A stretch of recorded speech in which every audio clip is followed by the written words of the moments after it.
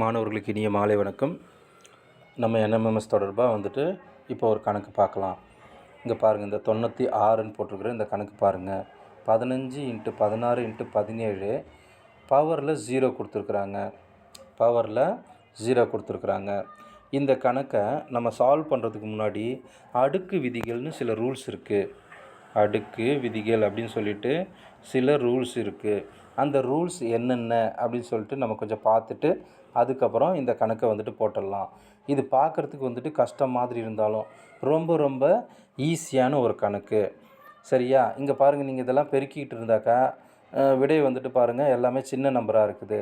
அப்போ இந்த கணக்கை நம்ம எப்படி ஈஸியாக போடலாம் அப்படின்னு சொல்லிட்டு பார்க்கலாம். அதுக்கு முன்னாடி அந்த ரூல்ஸ் என்ன அப்படின்றத பார்க்கலாம். இப்போ இங்கே பாருங்கள், இந்த ரூல்ஸை பாருங்கள், இந்த இமேஜை பாருங்கள். இமேஜில் இந்த இமேஜ் இந்த இடம் பாருங்கள். a power x into a power y equal to a power x plus y அப்படின்னு சொல்லிட்டு ஒரு மேக்ஸ் கொடுத்துருக்குறாங்க. அதுக்கப்புறம் இன்னொன்று நல்லா பாருங்கள். a power x into a power y equal to a power x plus y. இந்த அடிமானங்கள் ரெண்டும் சமமாக இருந்துச்சு அப்படின்னாக்கா, அடிமானங்கள் சமமாக இருந்து மேலே இருக்கிற நம்பர்கள் வித்தியாசமாக வேறு நம்பர் இருந்துச்சுனாக்கா, இந்த அடிமானங்களில் ஒரே ஒரு நம்பரை மட்டும் எடுத்துக்கிட்டு மேலே இருக்கிற நம்பரை கூட்டிக்கலாம்.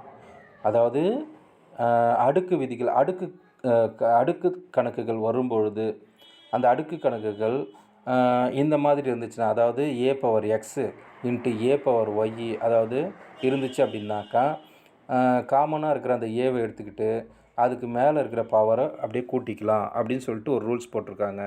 அப்படின்னா என்ன? உதாரணத்துக்கு இப்போ 7 பவர் 10 இன்ட்டு 7 பவர் 5 இப்படின்னு ஒரு கணக்கு வருது அப்படின்னா இதை எப்படி சார் நான் சால்வ் பண்ணுறது? இங்கே பாருங்கள், 7 பவர் 10 கொடுத்துருக்குறோம். அப்படின்னா என்ன அர்த்தம்னா 7 10 வாட்டி இப்படி போட்டு பெருக்கணும். இப்படி போட்டு 7 7ன்னு போட்டு 10 வாட்டி பெருக்கணும்.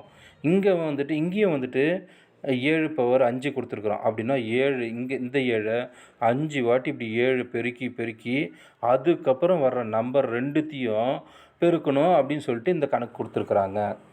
சரியா? இதை நான் எப்படி சார் ஈஸியாக பண்ணுறது? இவ்வளோ நாள் நான் பண்ணாக்கா எனக்கு வாய்ப்பாடே தகராறாக இருக்குது. நான் இந்தமாரி கணக்கு வந்தால் எப்படி சார் பண்ணுறது அப்படின்னு சொன்னால் ரொம்ப சிம்பிள். இங்கே 7 பவர் 5 இருக்கா, அதுக்கு தான் அந்த ஃபார்முலா கொடுத்துருக்குறாங்க. இந்த அடிமானம் பாருங்கள், 2 இடத்துலையும் 7 இருக்கா, 2 இடத்துலையும் 7 இருக்குது. இந்த அடிமானம் சமமாக இருக்குது. அப்போ ஒரு 7 மட்டும் எடுத்துக்கலாம். சரியா? ஒரு 7 மட்டும் எடுத்துக்கிட்டு இந்த பவர் இந்த மேலே 10 இருக்குது, இந்த பக்கம் 5 இருக்குது. இது ரெண்டும் வேறையாக இருக்குதா? அப்போ இங்கே கீழே அடிமானம் 7, 2 இடமும் ஒன்றா இருக்குது. அப்போ ஒரு 7 எடுத்துக்கலாம். மேலே 10, இந்த பக்கம் 5 இருக்குது. அப்போ இந்த 10ஐயும் இந்த 5ஐயும் கூட்டிக்கலாம். கூட்டினா என்ன வரும்? 15ன்னு வருமா? அதுதான் ஆன்சர். 7 பவர் 15 இதுதான் ஆன்சரு. எப்படி ஈஸியாக இருக்குதா? அதைத்தான் இந்த ஃபார்முலா சொல்லுது. இந்த ஃபார்முலா பார்த்தோம் இல்லையா? a power x into a power y equal to a power xy. அதுதான் அந்த ஃபார்முலா சொல்லுது. அதுக்கடுத்து கீழே இருக்கிற ஃபார்முலா பாரு. a பவர் x வகுத்தல் a power y equal to a power x minus y. இது என்ன சொல்லுது அப்படின்னாக்கா, அதுக்கு ஒரு எக்ஸாம்பிள் பார்ப்போம். இதே மாதிரி தான் அதுவும். சரியா?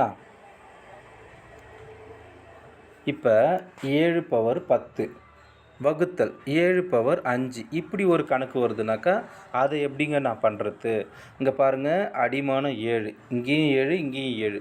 மேலே அடுக்கு இங்கே 10 இருக்குது, இங்கே 5 இருக்குது. இந்த மாதிரி கணக்கு வந்துச்சுன்னா என்ன சொல்லுது அப்படின்னாக்கா, இந்த அடிமானம் சமமாக இருக்கா, 7 7ன்னு இருக்கா, அதை ஒரு 7 எடுத்து போட்டுக்கிட்டு இந்த மேலே அடுக்கு எக்ஸ், இது எக்ஸ்ன்னு எடுத்துக்கோ, இதை ஒய்ன்னு எடுத்துக்கோ. சரியா? இங்கே வகுத்தல் இருக்குது. அப்படி வந்தாக்கா இந்த 7க்கு பதிலாக ஒரு 7 எடுத்துக்கிட்டு இந்த 10 மேலே இருக்கிற 10 பக்கத்தில் இந்த கீழே அடுக்கு பவர் 5 இருக்கு இல்லையா, அதை மைனஸ் பண்ணிக்கிறோம். பண்ணோம்னா என்ன அர்த்தம்? 10 மைனஸ் 5 5. அப்போ 7 பவர் 5 இதுதான் இதுக்கான ஆன்சரு. சரியா? இப்படி சால்வ் பண்ணணும். இது மாதிரி சால்வ் பண்ணுறது தான் அடுக்கு விதிகள். சரியா? அதில் 4 5 7 விதி என்ன இருக்குது, அதை நான் சொல்லிவிட்டு இந்த கணக்கை எப்படி போடலாம் அப்படின்னு சொல்லிட்டு நான் சொல்கிறேன். சரியா? இங்கே பாருங்கள், அடுத்ததாக விதி என்ன சொல்லுது, ஏ பவர் எக்ஸ் இதெல்லாம் கொஞ்சம் அப்புறமா நீங்கள் பார்த்துக்குங்க என்ன பண்ணணும் அப்படின்னு சொல்லிட்டு. இதோ இருக்குது பார்த்தியா, ஏ பவர் 0 ஈக்குவல் டு 1 அப்படின்னு சொல்லிட்டு ஒரு ரூல்ஸ் இருக்குது. ஏ பவர் 0 அப்படின்னு இருந்தாக்கா ஈக்குவல் டு 1 வரும் அப்படின்னு சொல்லிட்டு இந்த ரூல் சொல்லுது. அந்த ரூலை இங்கே அப்ளை பண்ணி பார்ப்போம். உதாரணத்துக்கு 15 பவர் 0 அப்படின்னு இருந்துச்சுனாக்கா கண்ணை மூடிக்கிட்டு 1 அப்படின்னு சொல்லி நம்ம போட்டுடலாம். கண்ணை மூடிக்கிட்டு 1 அப்படின்னு சொல்லிட்டு போட்டுடலாம். அதே போல் உதாரணம் அடுத்த கணக்கு 14 கூட்டல் 14 பவரில் 0 இருக்குது அப்படின்னு சொல்லிட்டு இப்படி ஒரு கணக்கு வருதுன்னு வச்சுக்கோங்க. இதுக்கு என்ன ஆன்சர் வரும் அப்படின்னாக்கா இந்த ரெண்டுத்தையும் நம்ம கூட்டணும். ரெண்டுத்தையும் கூட்டினா என்ன வரும், 28 வருமா?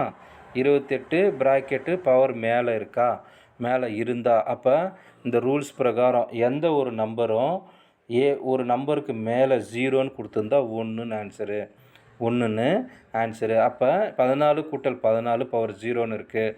இது ரெண்டுத்தையும் கூட்டினா 28 பவர் 0ன்னு வருதா?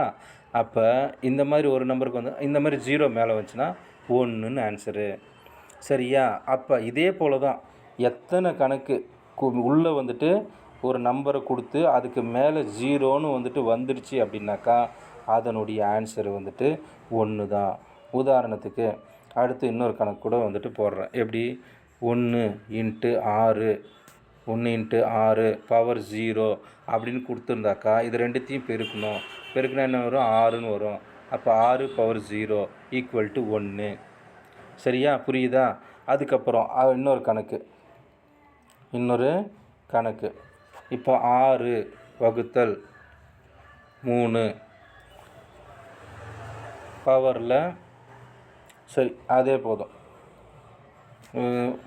12 வகுத்தல் பெருக்கல் 2 பவரில் 0 இப்படின்னு இருந்தாலும் இதை நம்ம பெருக்கணும்னாக்கா 24ன்னு வரும். 24 பவர் 0ன்னாக்காலும் 1 தான் அப்படின்னு சொல்லிட்டு அர்த்தம். அப்போ இந்த கணக்கை பாருங்கள். இந்த நம்பருங்கள் எல்லாத்தையுமே நம்ம பெருக்கினாலும் ஏதோ ஒரு 3 டிஜிட் நம்பரோ இல்லை 4 டிஜிட் நம்பரோ ஏதோ ஒரு நம்பர் வரப்போகுது, பவரில் 0 வரப்போகுது. நம்ம கணக்கு பிரகாரம் எந்த நம்பருக்கு தலைமையில் 0ன்னு வந்தாலும் அதனுடைய ஆன்சர் 1 தான். அப்போ இந்த கணக்கை நாம் இந்த மாதிரி பெருக்கி இந்த 3 நம்பரையும் பெருக்கி அதுக்கப்புறம் 1ன்னு கண்டுபிடிக்கிறதுக்கு பதிலாக இந்த நம்பருக்கு டைரெக்டாக நம்ம 1ன்னு போட்டுடலாமா? அப்போ இந்த 1ன்னு போடுறது தான் இதுதான் வந்துட்டு ஆன்சரு. அப்போ இந்த ரூல் தெரிஞ்சிருந்தால் தான் நமக்கு வந்துட்டு எவ்வளோ சீக்கிரம் போட முடிஞ்சுது. அப்போ இந்த ரூல் தெரிஞ்சிருந்தால் தான் நம்ம இந்த கணக்கை சீக்கிரமாக போட முடியும். அப்போ இந்த ரூல்ஸ் அடுக்கு விதிகளை நாம் தெரிஞ்சுக்கணும், அதுதான் முக்கியம். அந்த அடுக்கு விதிகள் என்ன சொல்லுது? ஃபஸ்ட்டு விதி a power x into a power y equal to a power x plus y. இப்போ தான் நான் கணக்கு போட்டு பார்த்தேன் இல்லையா? அப்போ இந்த ரூல்ஸ் எல்லாத்தையும் வந்துட்டு நீங்கள் ஒரு டைமு பார்த்துக்குங்க. இந்த மாதிரி கணக்கு வந்துச்சுனாக்கா இதை பேஸ் பண்ணி ஈஸியாக நம்ம போட்டுக்கலாம்.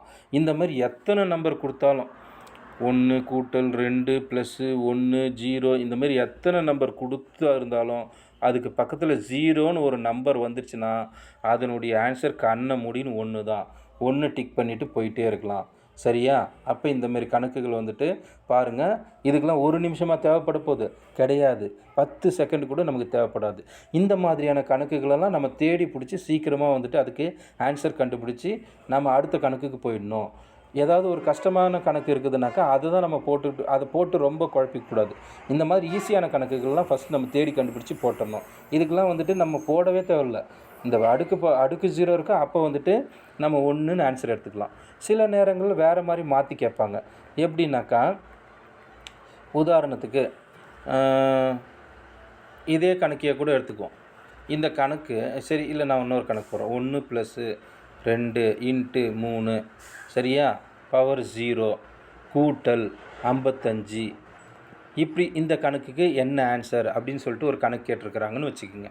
இதை வந்துட்டு எப்படி நம்ம ஈஸியாக போடலாம்? இப்போ இந்த மாடலுக்கு உங்களுக்கு தெரிஞ்சிச்சு 1ன்னு போட்டுடலாம்.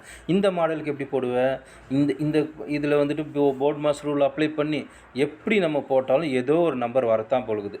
இந்த மாதிரி 0ன்னு கொடுத்துருந்தாலே 1ன்னு நீ எடுத்துக்க. சரியா? இதில் என்ன நம்பர் வேணாலும் இருந்துட்டு போட்டோம், கூட்டலோ கழித்தலோ பெருக்கலோ வகுத்தலோ இதுக்குள்ளே என்ன நம்பர் வேணாலும் இருந்துட்டு போயிட்டோம். ஆனால் இதுக்கு மேலே 0ன்னு கொடுத்தா 1ன்னு எடுத்துக்கோ. அப்புறம் இந்த கூட்டல் 55 கூட்டினா என்ன வரப்போகுது 56. இப்படியும் வந்துட்டு கணக்குகள் கேட்கலாம். இதெல்லாம் கொஞ்சம் யோசித்து வச்சுக்கிங்க. சரியா? அடுத்த கணக்கில் நம்ம சந்திப்போம். ஓகேவா? பார்க்கலாம். பாய்.